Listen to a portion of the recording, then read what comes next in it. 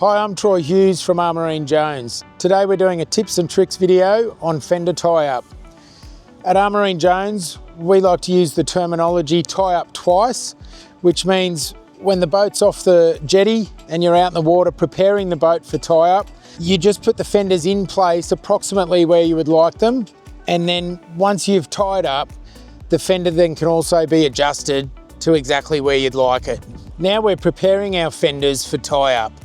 This is the first process of tie up twice. So you've got your fender in hand, lay it over the rail like so, and then I actually like to drop a knee just for a little bit extra safety because the rail's up here. I can lean over, I can watch my fender go down, and that's about where I'd like to put it. I then bring the rope in under the rail, and I've got it with my left hand. I bring it back over the rail, the other side of the rope, and I push it through the loop that I've created, and then I pull.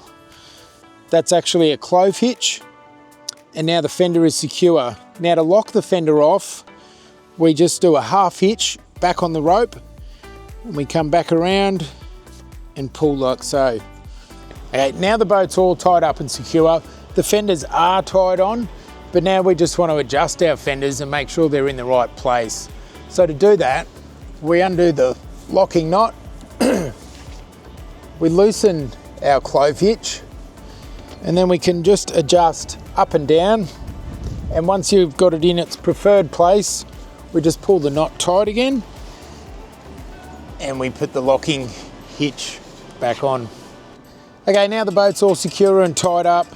We're actually going to do a fender, just tying one on from the jetty.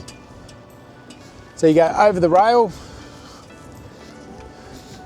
pull it down to one side of the rope, and keep in mind it doesn't matter which side of the rope you go because it might depend whether you're left-handed or right-handed, so don't get too concerned about getting that on the right side.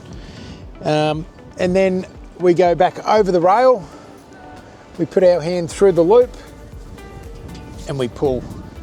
And if you've noticed, I always tie the fender up close to a stanchion. I put it in front of a stanchion so that the fender can't slip down the rail.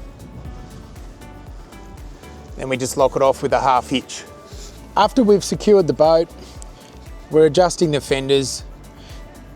It's good to also make sure the fender's not hanging in the water, because the last thing you want is growth or barnacles on the actual fender, because over time, when the boat rubs against the fender, it will scratch your hull. Another point when doing the second part of your tie-up is to make sure that your fender isn't hanging over any of your through hull fittings. Another good measure is also keeping your fenders clean. So while you're hosing the boat down, just give the fenders a hose as well, because the salt residue on the fender can also scratch the hull. With painted hulls, we always like to have a fender cover over the fender. Fender inflation is also something you need to think about. This fender is inflated just right. I push on it, it springs back. It's not too deflated, but also if you overinflate it, they can lose shape, and then your fender doesn't fit your fender covers very well.